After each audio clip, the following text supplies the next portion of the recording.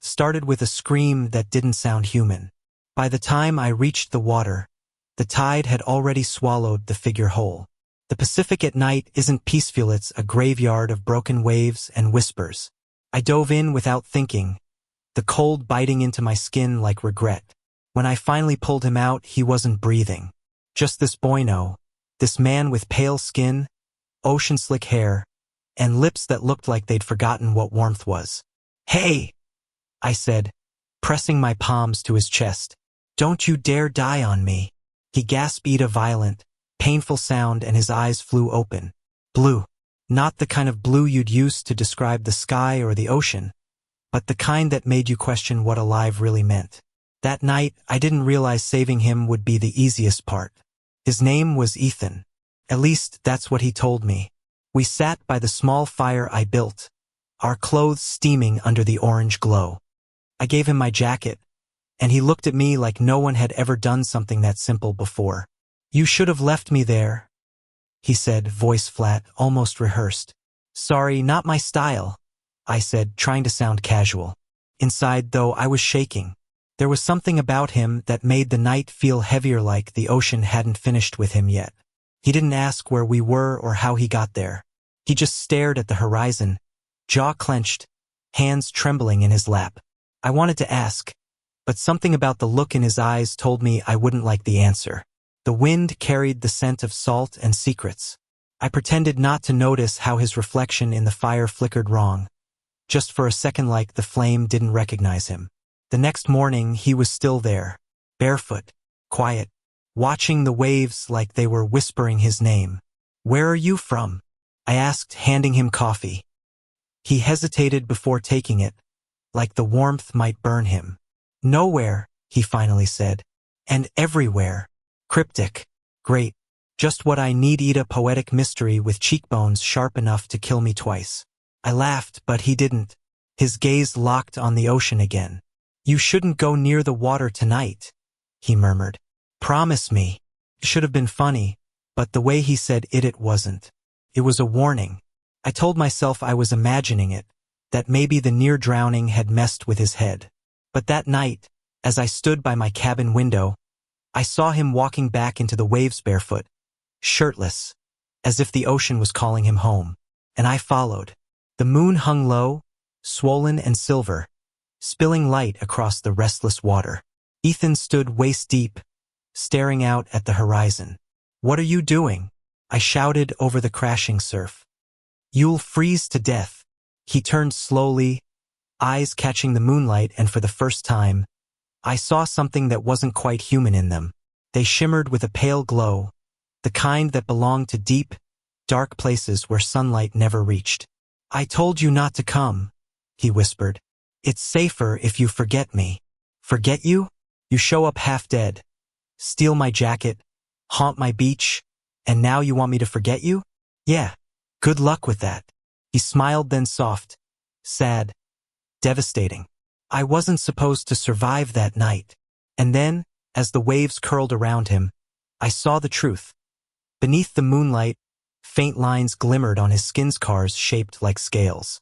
I stumbled back, heart hammering. "What the hell are you?" "Something that shouldn't exist anymore." His voice cracked, almost human again. "I was part of an experiment years ago. The government wanted to create soldiers who could survive the ocean's depths. They failed.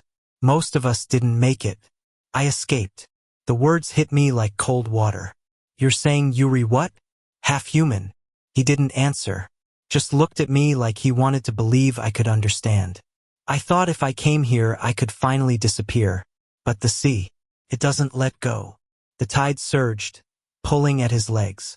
I reached out, grabbed his arm. His skin was ice cold, pulse faint but real. "You're not disappearing," I said. "Not while I'm still breathing." For a moment, he just stared at me, and something in him broke. He clung to me, trembling, and for the first time he felt alive. Under the moonlight, the waves wrapped around us, cold and wild, but I didn't care. I had him. I had his heartbeat against mine. When morning came, the ocean was calm again. Ethan slept on my couch, sunlight painting soft gold over his skin. He looked fragile, human. I made breakfast, trying to pretend life could be normal. But when I turned, he was already awake, sitting by the window, eyes fixed on the horizon. "You can't stay," he said quietly. "Try me." He smiled, small and hopeless. "They'll come for me, Noah. And when they do, they'll come for you too." I should have cared. I should have been afraid. But I'd seen the way he fought the ocean just to breathe again. Whatever he was, whoever he washed, already drowned once. I wasn't about to let him drown alone. Ethan disappeared the next night. No note, no footprints, just the faint indentation of where he'd slept on the couch, and the distant echo of the ocean roaring like it was laughing at me.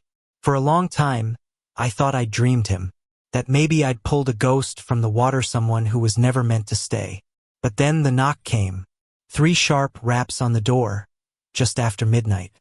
When I opened it, 2 men in black suits stood under the porch light, faces blank as unmarked gravestones. "Mr. Noah Carter." "Yeah," I said, heart pounding. "We're looking for someone. He's dangerous. Escaped from a classified facility off the coast. You may have seen him." They slid a photograph toward me. Ethan. Wet hair. Shackles on his wrists. Eyes empty. My mouth went dry. Never seen him. They studied me too carefully, and left without a word. But as their car disappeared down the road, I realized I wasn't alone. Ethan stepped out from behind the shed, drenched, shaking. His lips were blue, his eyes wild. "You lied for me," he whispered. "I'd do it again," I said. He looked at me like that hurt worse than anything. "They'll keep coming. You can't protect me, Noah. Watch me." He almost smiled. "You're ridiculous." "Yeah, well, I'm also stubborn." But I could see the way his body trembled, the exhaustion carved into his skin. He'd been running for days, maybe years. He'd carried fear so long it had become part of him. I took his hand. It was colder than before. "Come inside, just for tonight." He hesitated, then nodded. And for that one night, we pretended the world wasn't chasing him. We talked until dawn about the ocean, about music, about everything he'd missed while hiding in the dark. He told me his real name, Elias. Ethan was just the one the scientists gave him, a label on a body they tried to own. When the sun came up, his eyes shimmered it with that strange glow anymore, but with something painfully human. "I didn't think I'd ever feel safe again," he said softly. "Then stay," I said. "Stay here, with me." He leaned in, close enough for his breath to brush my skin. "If I stay, you'll never be safe." I didn't care. I kissed him anyway. The world didn't end. But it changed. The soldiers came at dawn 2 days later. I woke to the sound of helicopters slicing through the fog, lights cutting across the water. Elias was already at the door. "They found me. Then we run." "No," he said, shaking his head. "Noah, they'll kill you. Then they'll have to go through me first." He looked at me with such fierce sorrow it almost stopped my heart. "You don't understand. I was made to survive what others can't. You weren't." Before I could answer, he pressed something into my palm, a small, smooth stone, glimmering faintly blue. "If you ever see the sea glow like this again, it means I'm still out there. Elias, don't." He kissed me, fast and desperate, then ran straight into the waves. The light from the helicopters caught his figure as the ocean swallowed him whole. And then silence. All I could hear was my heartbeat and the surf. They searched for hours, never found a body. Weeks passed. The beach went quiet again. I went back to my lifeguard shifts, pretending to be okay. People talked to me, smiled, laughed, but the world felt a little less real without him. Sometimes at night, I'd walk down to the shore. The tide would whisper against my feet, and I'd swear I could hear him. Then one night, months later, it happened. The sea was calm, the moon low and wide. I sat alone by the lifeguard tower when the water began to shimmer faintly silver, then blue, the same color as his eyes.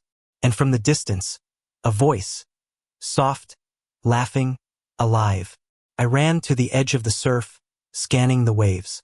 Nothing, just the glow fading slowly away. But in the wet sand at my feet, something weighted his jacket. My old lifeguard jacket, the one I gave him that first night. Inside the pocket, the same blue stone, now warm to the touch. I don't know where he is now. Maybe under the sea, maybe somewhere far beyond human reach. But I know he's alive. I can feel it in the tide, in the way the ocean sometimes hums when the moon is full. And sometimes, when the waves pull just right, I swear I see him standing at the water's edge, smiling like he never left.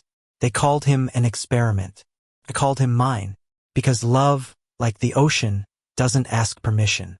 Takes what it wants. It erases the lines between what's human and what's not, between what's real and what's impossible.